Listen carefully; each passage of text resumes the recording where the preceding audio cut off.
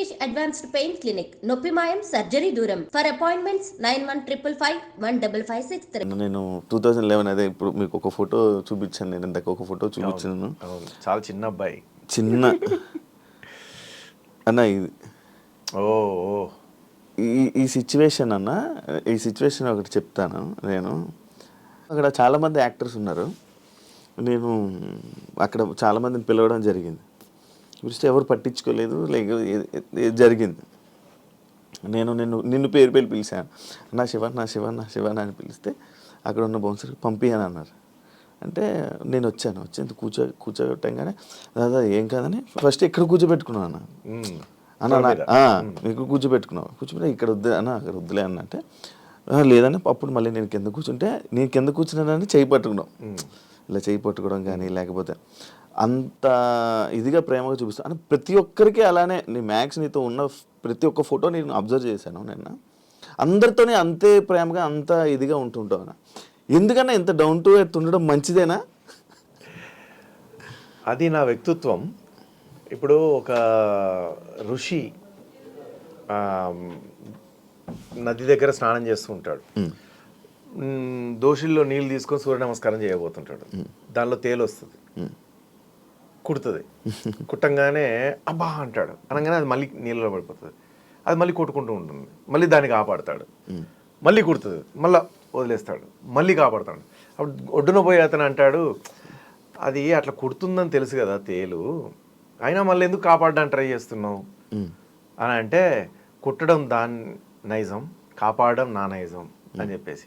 So నా వ్యక్తిత్వం ఏంది, ఒక ప్రాణి చనిపోతూ ఉంటే దాన్ని కాపాడాలి, కళ్ళ ముందు చనిపోతూ ఉంటే నేను దాన్ని అలా ఎలా వదిలేస్తాను అన్నది ఈ ఋషి ఆలోచన, ఆయన మనస్తత్వం, ఆయన విధానం, ఆయన సిద్ధాంతం. కానీ తేలేంది, ఎవరు పట్టుకున్నా కూడా నన్ను ఏం చేస్తున్నాడో ఏమవుతుందో అని దాన్ని ఏంది కుట్టడమే. ఇప్పుడు దోమ మాత్రం వచ్చి ఉత్తేగా వాలేసి వెళ్ళిపోతుందా కుట్టకుండా? దాని స్టైల్ అంతే. ఇంకా అది అట్లా. నా వ్యక్తిత్వం ఏంటంటే అందరితో ప్రేమగా ఉండడం, అందరినీ అన్న అనడం, అందరినీ అక్క అనడం, అందరినీ చెల్లె అనడం, అందరితో ప్రేమగా ఉండడం, పెద్దవాళ్ళని చిన్నవాళ్ళని అందరినీ గౌరవించుకుంటూ పోవడం. అది నాకు ఎందుకో చిన్నప్పటి నుంచి వెళ్ళి మా తల్లిదండ్రుల దగ్గర వచ్చిందా ఎట్లా వచ్చిందో నాకు తెలియదు, కానీ మొత్తానికైతే అట్లా అయిపోయింది.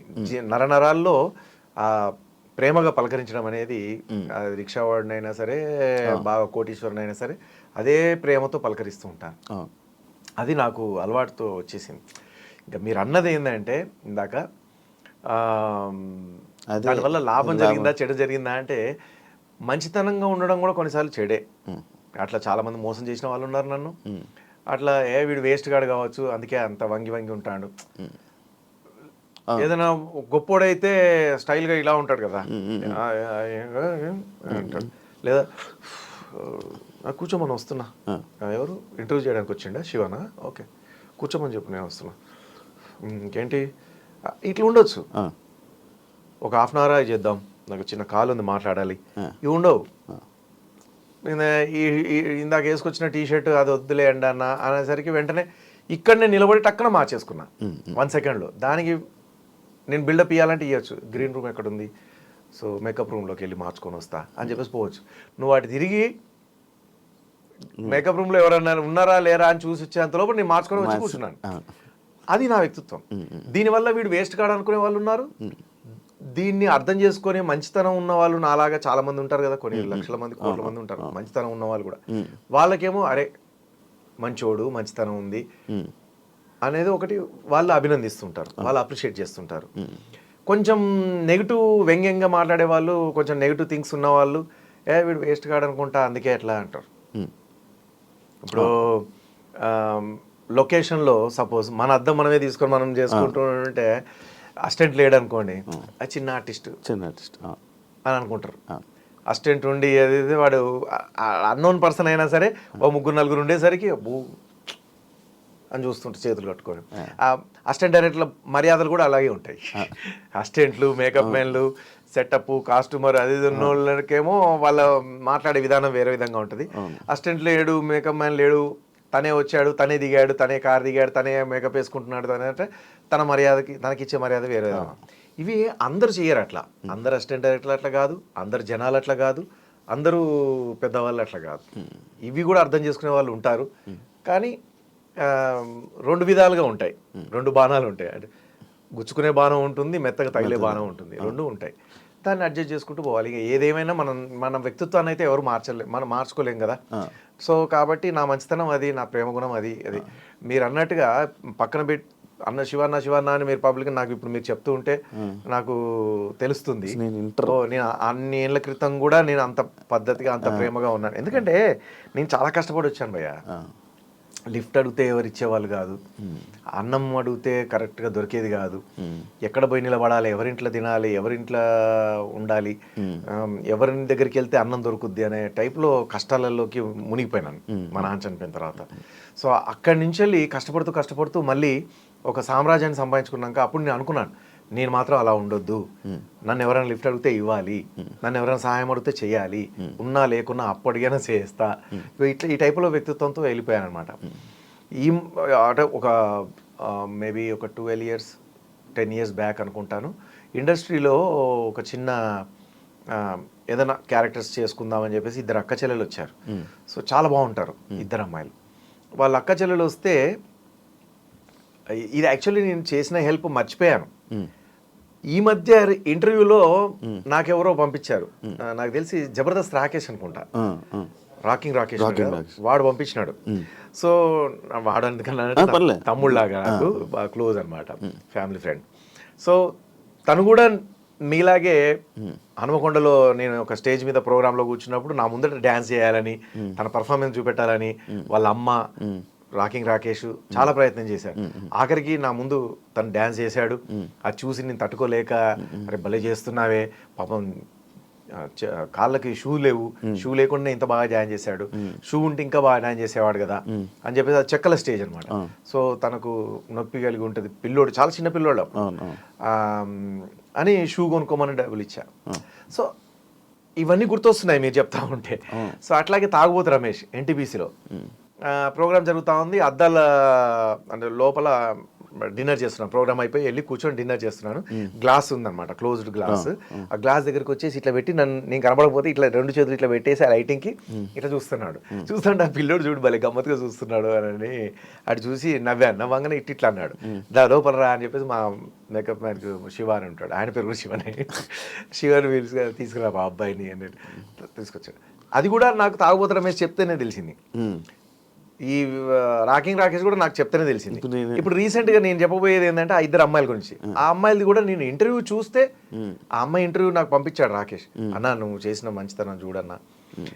అది చూసి నేను షాక్ అయ్యాను. ఓ అయితే ఏమైందంటే ఒక వ్యక్తి ఇండస్ట్రీలో ఉన్న ఒక వ్యక్తే వాళ్ళిద్దరిని ట్రాప్ చేసేసి పెట్టేశాడనమాట.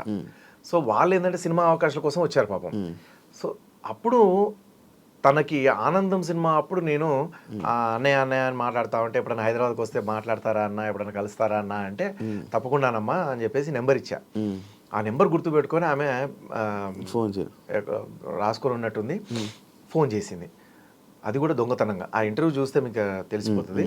అదంతా మొత్తం నేను చెప్పాలంటే కష్టం అవుతుంది మనకు. అయితే ఫోన్ చేస్తే వెంటనే ఏంటమ్మా అంటే ఇట్లా వచ్చాము, ఇక్కడిక్కడ ఉన్నాము, మాకు ప్రాబ్లంలో ఉన్నట్టు అనిపిస్తుంది, డౌట్ వస్తుంది అని అంటే, ఏం పర్లేదమ్మా మీరు హ్యాపీగా రండి, ఎవరన్నా ఆపితే నా పేరు చెప్పండి, అది ఇది ఎక్కడున్నారు మీరు, ఒక పని చేయండి, అప్పుడే సైలెంట్గా దిగేసి అక్కడ ఏదైనా ఆటోనో గీటోనో తీసుకొని రండి. ఇప్పుడు క్యాబ్లో చేపలు లేవు, 12 సంవత్సరాల కింద లేవు, ఆటో తీసుకొని రండి అని చెప్పేసి అంటే ఆటో తీసుకొని వాళ్ళు మా ఇంటికి వచ్చారు. నేను మౌలాల్లో ఉండేది అప్పుడు. సో అప్పుడు వచ్చి నా దగ్గరకు వచ్చి ఇక మీద పడి ఏడ్చుడు మొదలు పెట్టాను. ఏంటంటే అప్పుడు చెప్తున్నారు ఎన్నెన్ని ప్రాబ్లమ్స్ ఫేస్ చేశారు, ఎంత డేంజర్ సిచ్యువేషన్లో ఉన్నారు, ఎంత నాకు గనక ఆ అమ్మాయి ఫోన్ గనక ఆ క్షణంలో చెయ్యకపోయి ఉంటే ఇంకో గంట తర్వాత వాళ్ళ లైఫ్ ఇంకా డిఫరెంట్గా ఉండేది, నరకం ఉండేది. ఆ క్షణంలో తను తీసుకున్న డిసిజన్, తను నాకు కాల్ చేయడము, నేను 3-4 days మా ఇంట్లో, నేను బ్యాచిలర్ని, ఒకటే మంచం ఉండేది, బెడ్. ఆ ఒక్క బెడ్ మీద వాళ్ళిద్దరు అక్క చెల్లెని పడుకోబెట్టి నేను కింద పడుకునేవాడిని ఆ 4 రోజులు. వాళ్ళు వద్దన్నా మీరు పైన పడుకోండి, మీ ఇల్లు ఇది, మీ ఇల్లు నేను ఏమైనా కట్టుకున్నా, నా సొంత ఇల్లు ఇది, నేను రెంట్కే ఉంటున్నా. అప్పుడు ఎంత 800 ఎంతో రెంట్, అది 500 రెంట్, 500 రూపీస్ 800 రూపీస్ రెంట్. నేను అప్పుడు వాళ్ళకు నేనే వండి వంట చేసి పెట్టేది. లేదంటే బావర్చి, మాకు అప్పుడు దగ్గర మౌలాలి నుంచి RT6 రోడ్కు డైరెక్ట్గా పోయి బావర్చిలో నుంచి మా తమ్ముడిని సంపత్ బిర్యానీ తీసుకురమ్మని చెప్పేసి బిర్యానీ తినేది. అదే మిగిలింది మళ్ళీ సాయంత్రం తినేది వాళ్ళం. సో అట్లా నేను వాళ్ళను సేవ్ చేశాను. అది ఇంటర్వ్యూ చూసి హెల్ప్ చేసినప్పుడు నాకు ఏమనిపించలేదు, కానీ ఆ ఇంటర్వ్యూలో ఆ అమ్మాయి చెప్తా ఉంటే నా కళ్ళంబడి నీళ్ళు వచ్చినాయి. బట్ దేవుడి దయ వల్ల ఒక అమ్మాయికి, ఒక అమ్మాయి కాదు, 2 అమ్మాయిలకి, అక్క చెల్లెలకి హెల్ప్ చేశాను. ఇప్పుడు హ్యాపీగా వాళ్ళు పెళ్లి చేసుకున్నారు, ఇంకొక అమ్మాయి జాబ్ చేస్తూ ఉంది, హ్యాపీగా ఉన్నారు. సో నా వల్ల ఇది జరిగింది చాలు అనుకున్నాను. అట్లా చాలామంది అమెరికా ఎంబసీలో ఫోన్లు గీన్లు అన్నీ తీసేసుకుంటారు కదా, బయటనే పెట్టాలి. లోపలికి వచ్చిన తర్వాత ఆ అమ్మాయి 5000 కట్టడం సంథింగ్ ఏదో మర్చిపోయిందంట. నేను వెంటనే నా జోబులో నుంచి తీసాను. ఏడుస్తూ ఉంది ఆ అమ్మాయి. ఏడుస్తూ ఉంటే ఇచ్చాను. సార్ మీ ఫోన్ నెంబర్ కానీ మీ అడ్రస్ కానీ ఇవ్వండి, నేను మళ్ళీ మనీ ఆర్డర్ చేస్తాను, మీ అకౌంట్కి వేస్తాను అంటే, నాకు అంత సీన్ లేదమ్మా, మీరు హ్యాపీగా మీరు జాబ్ తెచ్చుకొని మీరు మంచిగా వీసా దొరికి దేవుడి దయ వల్ల అమెరికాకి వెళ్ళిపోయాను. 5 సంవత్సరాలు 6 సంవత్సరాల తర్వాత నేను ప్రోగ్రామ్కి వెళ్తే అమెరికాలో సార్ అని చెప్పేసి అందరినీ జరుపుకుంటూ వచ్చింది.